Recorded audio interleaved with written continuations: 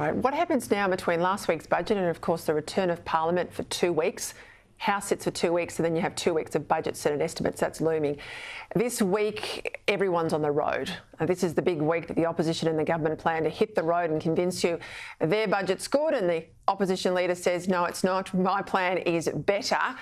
Early election potentially. That means they're out there pretty hard today. And the polls, 3 out. Not great news for Labor. Certainly not in the detail on the budget, but I've got to be honest, plenty of work for the coalition to do too. Let's pull it all apart. National editor at the Australian, Dennis Shanahan. Well, I just said at the top of the show, Dennis, I mean, clearly now I feel like there's a sense, I'm sure you can agree here, that we've got some line and length from both sides. You know, we see these battle lines for the election. We know certainly there's going to be a fight about housing. Immigration from the opposition leader absolutely squarely on the table. The Treasurer today still pushing his line, though, that his budget spend will not be inflationary. Now, the experts disagree. And in most of the polls out today, when they ask the specific, are you worried about your rates? Are you concerned about inflation? Voters are not with the Treasurer here. The Australian Financial Review, we'd had a poll out saying voters fear a budget will raise rates.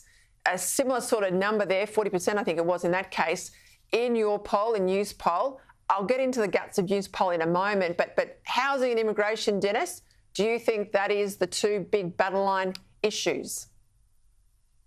Oh, certainly. Housing and immigration have become welded together. They are now the one topic. And Peter Dutton's done quite a good job in making them one topic, because they are actually the symptoms of the greater problems of cost of living. And cost of living is also driven by energy. And so what Peter Dutton has done, he has made immigration, housing interchangeable as major problems on the back of a cost of living crisis and concerns about the price of energy. These are the 4 topics we are going to see all the way through to the election and at the election. The opposition is trying to look at the longer term, and as you mentioned, the Fin Review poll, the Freshwater poll, what people are looking at is the longer term. They are no longer just accepting the short-term giveaways, and they are asking the harder questions about long-term economic policy, and housing and immigration are at the heart of that. Yeah, I think you're right to say that they are looking much further out. We saw this consistently across those 3 polls, Dennis. And I think the voter is quite shrewd here. Of course, they're going to put the money in their pocket. They're doing it tough, although those energy rebates go to the energy company, not to individuals. But they're worried about rates. They're worried about talk. There might be a rise now, not the cuts they thought were coming. They're worried about inflation. They get inflation. You know, a lot of people in Canberra don't think ordinary people out there get something like inflation. They do. They feel it, but they understand how much it's hurting them longer term. In your News Poll today, there was a small uptick for the government. It's still behind the coalition in primary vote terms. But this is interesting. 27% only of people thought the budget was good for the economy. Now, that is the lowest on record since News Poll asked the question in 1999. We're talking back there, the GST election. That's got to be sobering for Labor.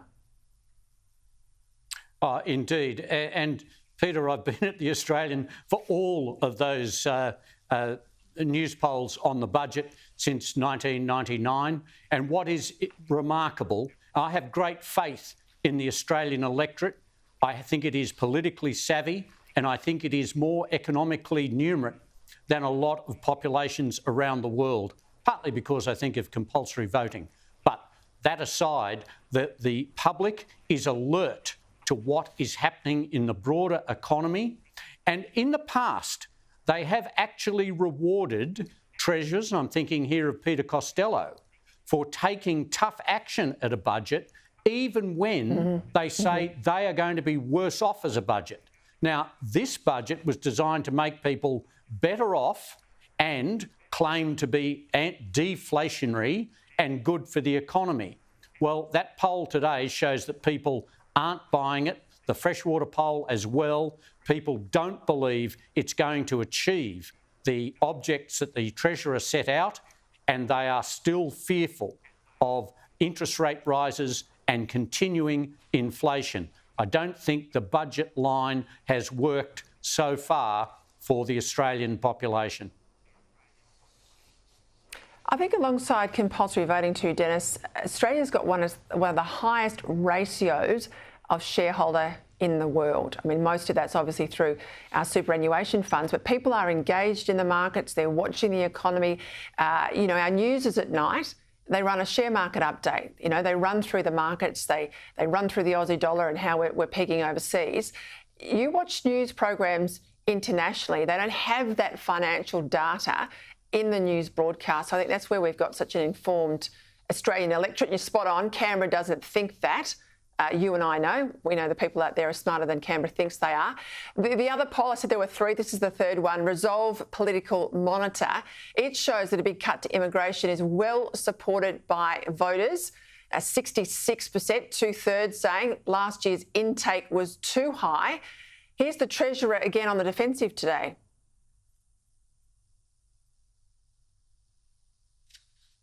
The budget will put downward pressure on inflation, not upward pressure on inflation. The way that we are managing the budget and the economy responsibly, combined with the way that we've designed our cost of living help, will be part of the solution to our inflation challenge, not part of the problem. And this is the problem. Labor's wedged itself on Big Australia. They love Big Australia. They hope all these migrants will eventually vote for Labor, but they've needed big migration numbers to basically stave off a recession, and now they're caught here.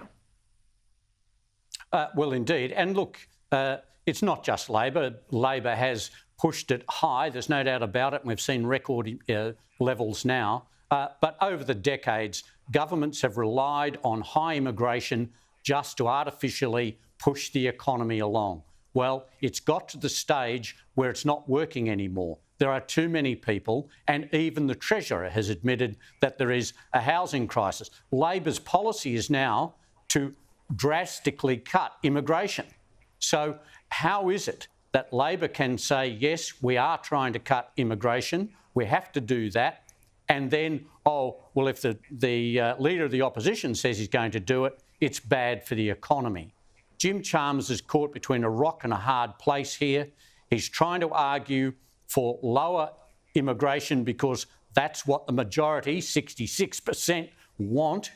Labor is seen to have introduced and has introduced record high levels of immigration since COVID, and now they are trying to argue that further cuts from the Leader of the Opposition would actually hurt the economy. They can't have it both ways, and what Australia needs is a controlled and planned immigration policy in accordance with what is happening with the economy.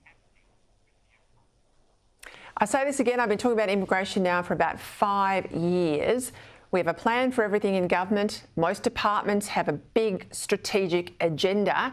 The only plan we do not have as a country is a fair income population plan. And the fact that we don't, the fact that the politicians on the left and the right do not want it written down, do not want it debated, means it's all about the economics. It's about this fakery in the budget, Dennis. And I think Australians are actually calling them out over this. Assistant Minister for the Republic, it looks like he's going to go to God. Well, not the MP. He'll stay on likely in the front bench. He's got some other bits to his portfolio. But the talk is the Prime Minister's going to dump this Republic title on his front bench. And, of course, heightened speculation today of a mid-year reshuffle. Well, I think that's right. They've got to dump that title out of that area. And they've also got to dump some of their underperformers. I mean, I cannot believe they can go to an election with Claire O'Neill and Andrew Giles in those particular immigration portfolios. I think there'd be a massive campaign liability, both of them. Do you think we're going to have a reshuffle over the break? Well, just on the point about the Republican assistant minister, that's pretty small beer in the broader picture. Anthony Albanese has made it clear, even today, that he's not going to embark on any more referendums. The last thing he wants to do about that terrible mistake he made about promising to hold a referendum on the Indigenous voice to Parliament is have another referendum, and so that's out of the question. And I think that the much larger question is about a reshuffle, not just on the front bench of the government, but on the front bench of the opposition. And I think that the government certainly needs to dump some of these underperformers. Once we get past some of the immigration issues, we need to see a big shake-up in immigration and home affairs. They have been a complete failure for the entire period of the Albanese government. That's just the start. I think that Jim Chalmers is obviously doing the best he can, but I think that at the same time, Peter Dutton needs to look at firing up some and promoting some of the younger, more junior people he has in positions, because I think some of the senior team are not cutting through.